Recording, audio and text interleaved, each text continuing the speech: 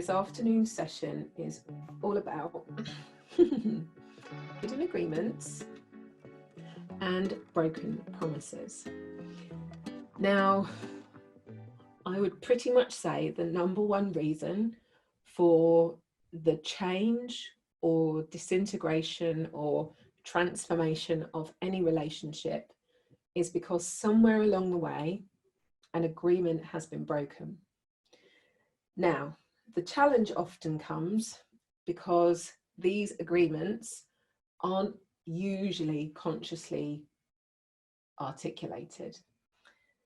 They're hidden agreements because usually it's some kind of expectation or understanding of the person you will be, how you will show up in that relationship in connection to that other person.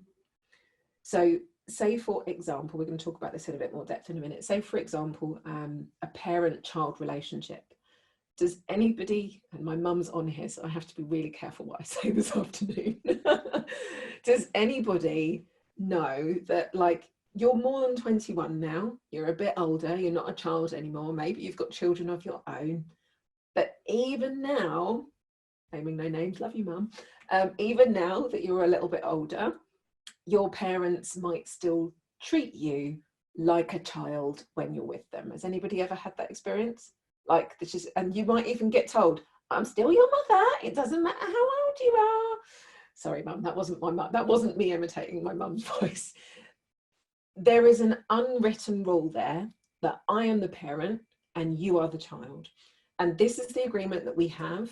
And it doesn't matter how old you are. And yes, I start behaving like one. Yeah, me and my sister, when we get together, we literally revert back to being 12 again. It's actually quite funny. But there's this unwritten rule that you are the child in this dynamic between you and I. You will remain in that role. That's the agreement we have. Now, whilst that is true, of course, our parents will always be our parents. And that's just one example of an agreement. It doesn't necessarily mean that we have to stay in that role, because very often it means that we then start, as somebody just said, behaving in that way. And sometimes the way that we behave doesn't necessarily serve us. It's not necessarily the most empowered way of showing up. So think about this in terms of relationships. You know, if you're in a partnership with somebody, particularly if you've got married, it's, you know, an obvious commitment. You've stood there and made your vows. That's a promise that you've made, that you will be with that person until whatever the words are, death till us part, and all of those things.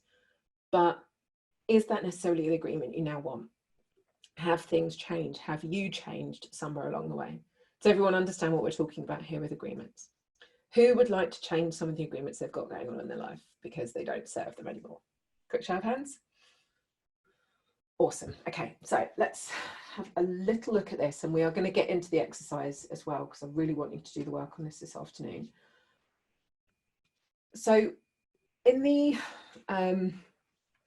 olden days, whenever the olden days were, we have this kind of concept that once a relationship is set, or a promise is made, that's it, that we are bound. So, you know, parent-child relationship, marriage, exactly what we were just talking about.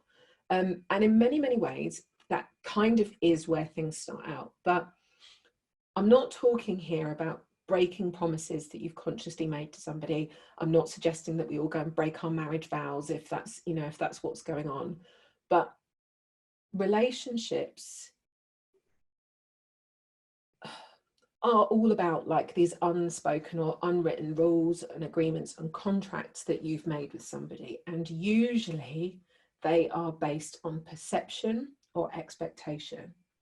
Very rarely do people sit down. When you create a friendship, rarely do you sit down with your friend and say, right, so this is how I'm going to be a friend with you. I'm going to call you up on a Monday, Tuesday, Wednesday. I'm going to call you on a Friday. I won't be able to message you on a Saturday or Sunday. I expect you to be there at my birthday. I do also expect you to come to dinner and to celebrate amazing things with me. When I'm having a really crap day, I want you to be able to phone me. Like, very rarely do we set out the kind of terms of our agreement when it comes to our friendships or relationships or parents or brothers and sisters or colleagues at work. We don't consciously have these conversations with people. And again, this is a step on from what we were talking about this morning with the pusher, the puller and the protector, or particularly around the narcissism and codependency, all of this is based on our expectation of what someone else will do, or their expectation of what we should be doing. And usually it is absolutely nothing to do with what you've said or what you've done. It's all perception and expectation. And then people get really pissed, really pissed when you don't live up to the expectation or unspoken, uncommunicated agreement that they've made in their head with you, but haven't communicated to you. And we've also done the same with other people. So this isn't just other people, doing it to us. We've absolutely done this with other people as well. So think about the way that comes together from an energy perspective. If we are binding people into these contracts that they don't even know they're in, and we don't even know we're in, does being bound sound like a place that we want to be? Surely not, because that in itself, I can see some of you shaking your head, being bound is limiting. A new paradigm relationship is about you being in love. We want to empower people. We want to empower each other. And that comes first of all from empowering and loving ourselves. Is this all resonating with somebody? Anybody? So we want to create a relationship that is based in abundance. We want to create a relationship that's based in love and freedom, meaning that you're in an empowered relationship, that you want to be open. Now, I don't necessarily mean you're going to go back and have a chat with your partners and say, by the way, I've been on this course today, and what I now want is an open relationship. I don't necessarily mean like with your partners, but open in terms of conversation, even when it's about having those difficult conversations, the really difficult conversations. Because when you are able to do that, when you're able to work on releasing what comes up for you and truly speak from your heart, it means you actually have a proper relationship. At the end of the day, like, people change, relationship changes, and what often creates the conflict is people are trying to like restrain the change or hang on to a relationship in its current format without understanding that it's actually natural for a relationship to evolve. And this, again, I think we touched on this morning. This is when you'll hear people say things like, you've changed, or like, you're not who you used to be, or, in some way that's wrong. And what I want you to say when you hear that is say, yes, thank God for that, because it means that you are not the same person that you were. It means that you have grown. It means that you have changed. It means that you have evolved, which means that you are not stationary or stuck, which is to be celebrated. Everything is energy, and absolutely everything in life flows. Now, I don't have time to talk about it and teach it in full today, but within Chinese medicine, as I was talking about earlier, everything with EAM is a lot of it is based in Chinese medicine. Everything in life goes through what we call the generation cycle. Now, the generation cycle is where one thing builds on another. It's a cycle of change that everything in life goes through. A plant growing out of the ground into the point where it's, blossoms, creates fruit, and then declines into creates seeds. Our relationships, our health, patterns in our partnerships, patterns in our businesses, like everything in life goes through this generation cycle. And when you understand that there are these different phases, and when you understand where your relationship is in that phase, then you'll know what you need to do next with it. So you are not, think about who you are now. If you've, I'm 37 now. I am not the little girl that I was when my mum was first my mum. I've grown up. I've got my own little boy now. I'm sure, many of you think or feel the same. You are not the person that you were. What you thought, like how you behaved, what you wanted, how you felt 5, 10, 15, 20, 30, 40 years ago is not who you are now. You've grown, you've changed, and so have other people. And we're not even the same person that we were yesterday. Like, we change all the time. Now, a powerful relationship, a new paradigm, loving relationship, is one that recognizes this, and where you can do the work together to grow, where you can go through the various evolutions of your life, of yourself, of who you are, of who you've become, and allow people the space to grow. You don't want to be stuck. I know personally, I'll take that back. I know I don't want to be stuck. And I know I don't want to be in a relationship with someone who's stuck. Those of you who've been around for a little while will know that, you know, part of my journey, I've been in a relationship. I was in a relationship for 11 years. An amazing guy, father of my son, really lovely guy, but he didn't have the same energy and passion for changing his life that I did. And it began to feel a little bit incongruent for me. It's probably the easiest way to explain it, because I'm going on this journey as I've grown with EAM as well. And I know how important it was for me. And that's okay that you've changed into someone else. I'm not saying that you will need to up sticks and leave your partnerships, but you have to make a decision about what's right for you. Is this resonating with anybody?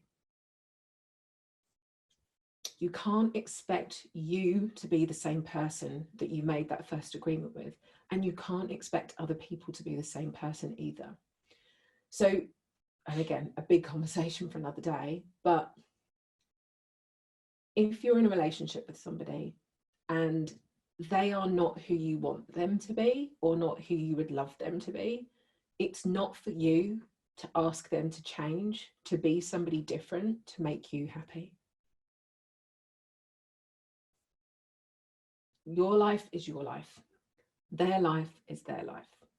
Now, one of the things that we will look at tomorrow afternoon in manifesting the newness in a relationship is how you do that work, because it's about you getting really clear what you want in a relationship and aligning yourself to that.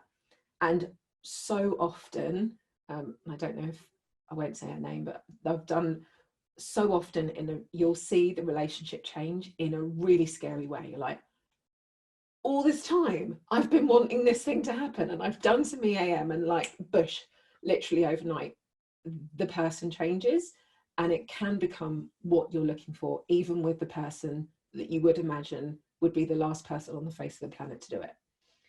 It might also be that you get really, really clear what you want in a relationship, and they become your non-negotiables, which means that you then just have to make some decisions about what you need to do.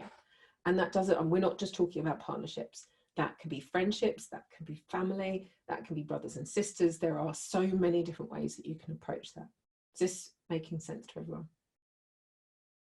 Okay, so what we're doing, this is again, tiny piece of the puzzle this afternoon, is taking a look at some of these agreements that we know that we've made, or maybe don't know that we've even made, with other people in our lives.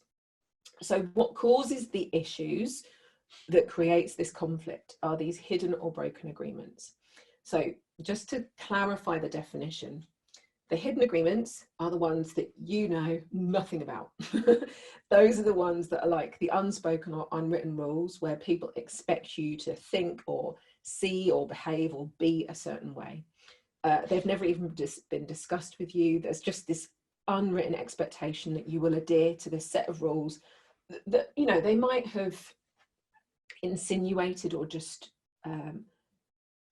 said, or, you know, you're not there for me when I need you, or you didn't show up when blah, blah, blah happened, or you didn't do this and I needed you to do that, blah, blah, blah, blah, blah, blah, blah. So they will communicate their unwritten rules and expectations to you in a particular way, but you've never had an open conversation about it. Then we've got the broken agreements, and these might be ones where you consciously know that you have made, either directly or indirectly, a promise to that person. Or so it could be something like your wedding vows. It could be just that, you know, at a time when someone was in need and you were there with them, and you're like, listen, I know I'm always going to be here for you. no matter what's going on in life, you know, like where you've consciously articulated it, or where you know that you have fallen short of your own expectations of what you would love to have done for that person. Does that make sense?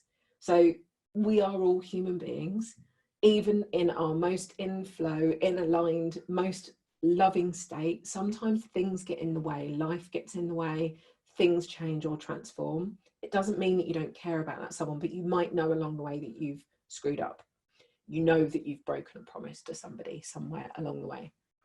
So the first job for us to do is to clean up the energy of these broken promises or hidden agreements. And then we're going to have the conversation in the real world. Okay. You're not doing the conversations this afternoon, but we're going to do the energy work on all of this first. So the reason I'm saying that we have to put this into the practical world too, one of the biggest things that screws relationships up is the lack of communication. And people hide from communication because they're scared of what someone will think or say or do. The reason that people are often scared of what someone will think or say or do is because we don't often do the energy work on ourselves before we have that conversation. So if you remember back to what we were talking about this morning, if we haven't done the energy work on it, when we go to share with somebody, you did this thing and it made me feel like crap when you said blah, blah, blah, or when you did blah, blah, blah, and it really hurt me. If you still got that pain in your vibration, if you're still actually upset or angry or frustrated, they will feel the vibration of what you're saying and they will react to your resistant vibration. When you do the energy work on it, which is what you're doing this afternoon, to release your anger, your pain, your fear, your frustration on the broken agreements or unspoken communication, then when you go to have the conversation with them, it will land in a loving way. And they can do one or two things with it. They can either receive it in the way that it was intended, or they can choose not to receive it. But the most important thing is that you have done the work on you, that you've done the work on releasing this, because energetically, these broken agreements, these unsaid things are massively, massively affecting your energy field in so many ways, which we're going to talk about in just a sec. So you need to communicate. In order for us to do this, we need to communicate the truth in what we want. Until you've communicated to somebody who you are now and what you want in a relationship and allowed them to do the same, you don't have an agreement. What you have is an attachment. It's not really a relationship. If what I'm trying to say is, like, if the agreement's been broken, whoever broke it, until you have a conscious conversation, you don't actually have a relationship, because it's not a two-way thing. The relationship is broken because the agreement's been broken. And so we have to have the conversation to be able to reconnect the relationship. Does that make sense? So it's down to us to define what we want from that relationship and allowing the other person to then be able to do the same. Now, of course, just because you're setting out some, glorious intention of how it's going to be this new paradigm, empowered, loving relationship where everybody's been heard and whatever it is that you want, doesn't mean that they are necessarily going to receive it.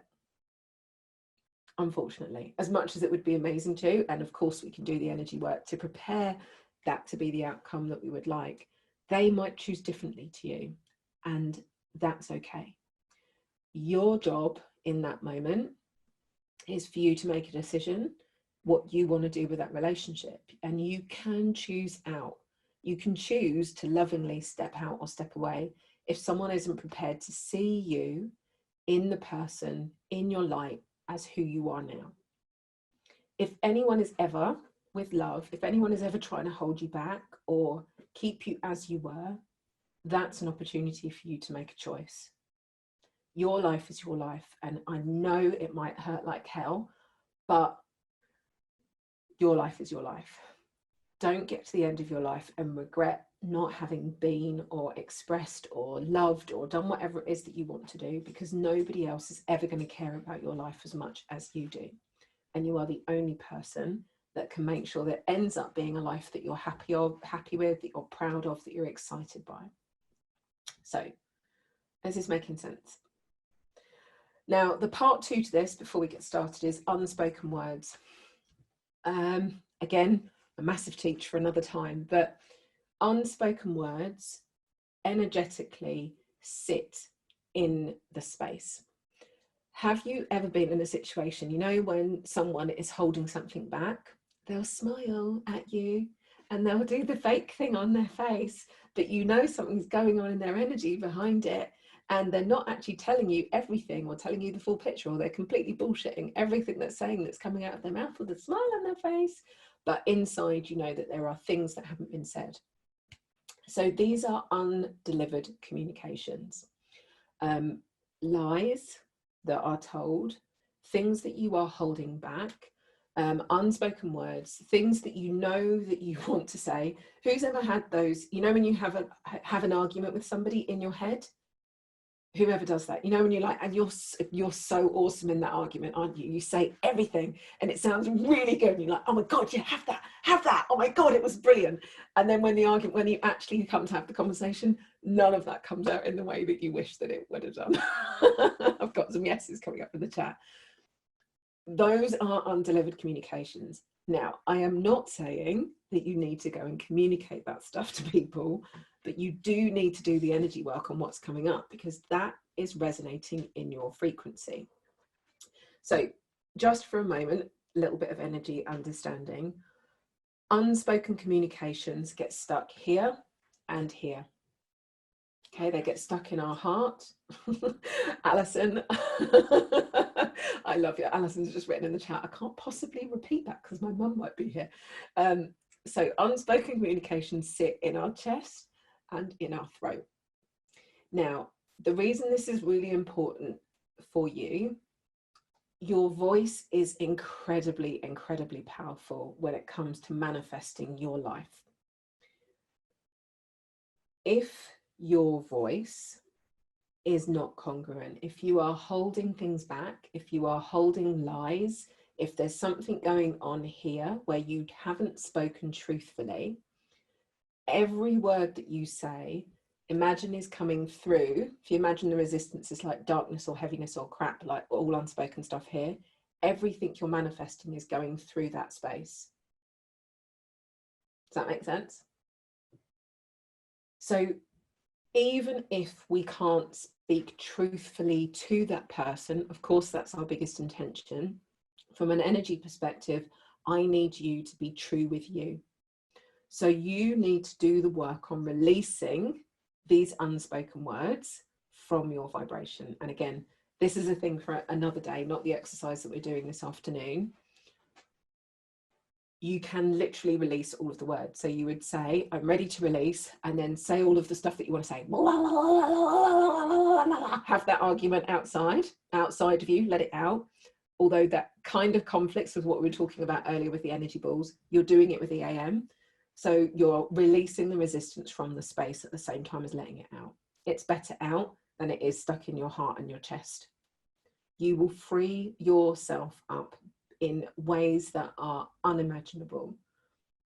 And once you've got it out, then you will probably be able to find a slightly more enlightened version than what was just written in the chat a minute ago. In what it is that you want to say. But you have to let it out of your energy first. So this afternoon, what we're going to be doing, there's so much I could just stand here and talk to you all afternoon. What I want you to do is actually to do the work. So you have, it was a real struggle trying to decide how to do this exercise this afternoon, because there are lots of different ways to approach this.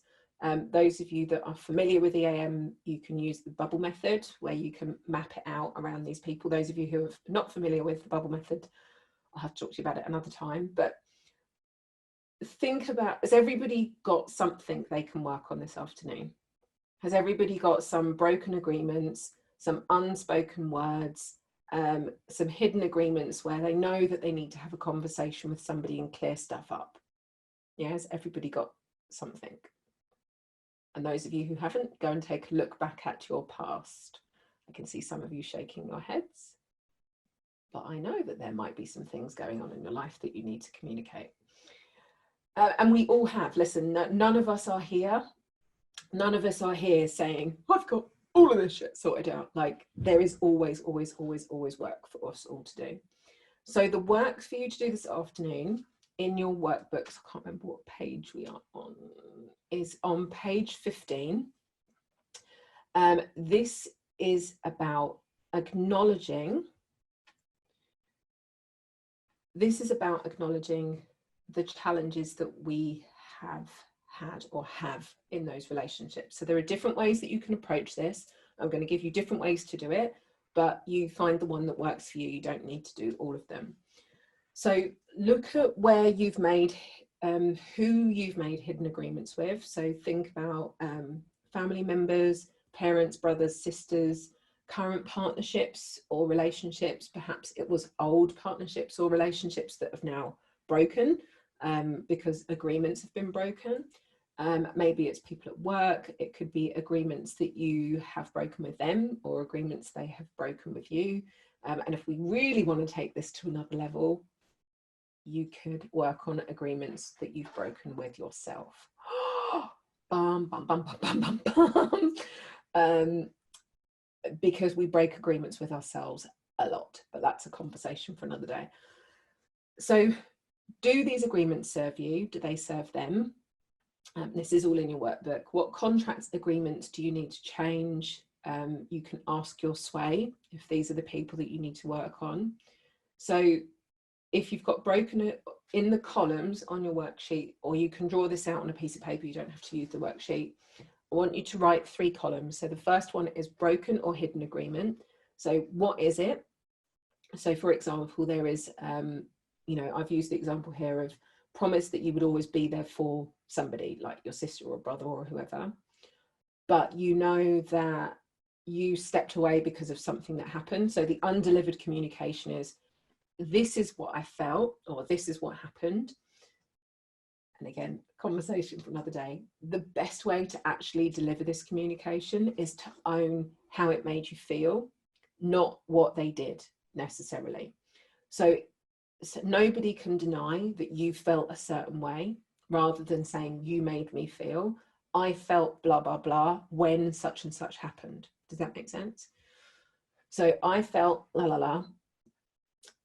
And that's just about owning it, because that's how you reacted to what they said.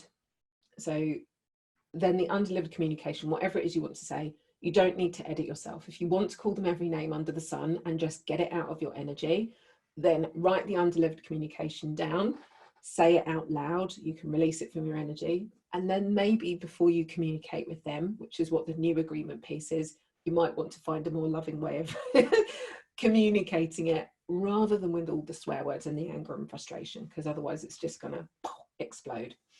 So the new agreement is then what you want it to be. What do you want that new relationship to be? How do you want to be communicated to? How do you want to be loved? How do you want to enjoy time with them? How do you want to reconnect this, or not? Maybe you want to step away from them. What is the new agreement? What is the new thing that you want?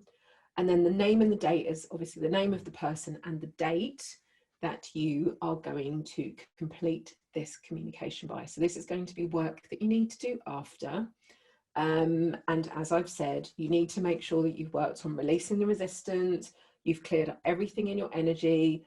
I highly recommend that you write this down before you communicate to them, because you can actually edit what you're going to say, rather than just to make sure that it comes across in the right way, even if you then use that as notes to kind of talk to them with.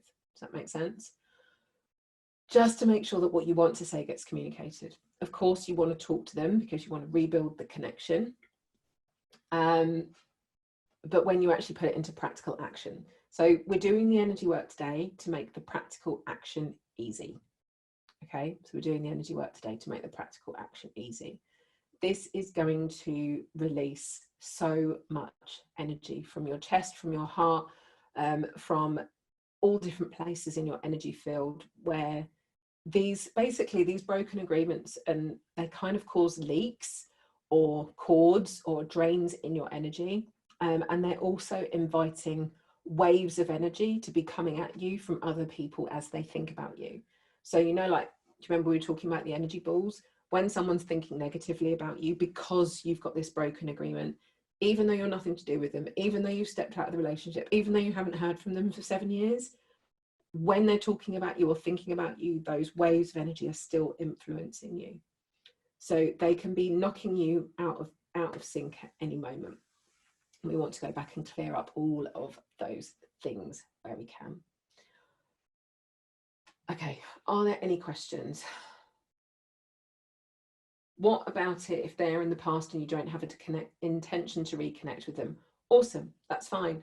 Your new agreement is, I choose to send you on with love and light, and I wish you the best for everything. I thank you very much for the experience. That's your new agreement. So you don't have to reconnect with them at all. This is all in your workbook. So column 1 is broken or the broken or hidden agreement. Column 2 is unspoken communication. Column 3 is your new agreement. And column 4 is the date and their name, the date that you're going to communicate this to them by. Because I don't want this to just become a lovely piece of paper that you did an exercise on an event at some point, and then 2 years later we're still looking at the same piece of paper and those things haven't been done. So this is all about putting it into practical action. Can this apply even if they're on the other side of the world? Yes. And you can also do this with people who've passed over too. So even when people have left their physical bodies, you can still do this work as well. Okay, so there is no reason why we can't do this work. And yes, you can release with no intention of ever having a further conversation with the person as well. Yes, if there's someone that you've already... Yes, you can. Yes, you can. You can. It's a big conversation for another day. What if you can't tell the other person about the broken promises? So that is a really good question. Someone's just messaged me. This is where it's about getting truthful. And maybe you choose not to get truthful, but you need to release whatever the reason is that you're not telling them about the broken promise from your energy, because that kind of, from that question, insinuates there might be some guilt or something in there that you know that you've done wrong, that you know that you need to release the resistance about, because that's still influencing your energy. Does that make sense? I'm not suggesting that we go and hurt anybody deliberately, but what we're doing here is the energy work to repair these relationships. Can you see how vast this is? Like, it's huge. Because there are so many situations, so many scenarios, so many angles, so many reasons why you might have broken a promise and you can't tell the person that you broke the promise because you don't want to hurt them. And oh my God, what do you then do? Like, all of this stuff is running around in your energy field all the time. All the time. So sometimes there's just no point because the person's so old and you just want peace with them. And actually, this conversation might be the very thing that they need. I will question that, Anya, only from my own experience. My relationship with my dad, any of you who've read my book or been around EAM for a little while, my relationship with my dad was a very, very, very, very, very challenging one throughout my whole life. And it really only began to change. I spent so long trying to find ways to deal with it. My first way was I literally didn't see him from the age of 12 till I was 21. I lived 3 miles away from him. I chose to just shut him in a box and step away. I didn't want to see him. That was my way of dealing with it. Then I started to understand the world of energy, and I didn't know what I know now, but I wrote him a letter, but it probably wasn't the most empowered letter, but I wrote him a letter and told him how I felt and that I missed him and and his response back was, well, it wasn't my fault, and blah, blah, blah, all that stuff that you would expect. And over the years, every time I'd sort of taken a step, I was usually met with some kind of response, I suppose, is the nicest way to put it. And so I just chose to kind of step away and stay away. When I actually did EAM on my relationship with my dad, things really began to change. Lots of things were happening in his life, and it's only been the last 5 years that I would say I've actually started to see the dad that I wish I'd had, and he was 80. Now, my dad actually only died 8 weeks ago now, and I am so glad that I had the opportunity to have the conversation with him, even though he was really old, because I got to stand there at his grave and send him off with love, rather than wishing that I never said all the things that I needed to say to him. So I challenge you that, on however old they are, it can be the biggest blessing. It really can be the biggest blessing, that you get the opportunity to do that with them while they're here, rather than waiting. Okay? And that's a story for another time. So do the work. It could be the very thing that they're waiting to hear. It really could. I got to sit with my dad literally on his last days and know that I sat and loved him and he loved me. And I'm so glad I had that choice. And I think he does too. So don't ever think anyone's too old. Right, I think I might need to go and do some EAM. Anyway, on that note, you're all off going to do your work now. This is an opportunity for you to change those relationships, no matter who they are. No matter who they are, okay? Love you all. Have fun. Let's go and change these relationships.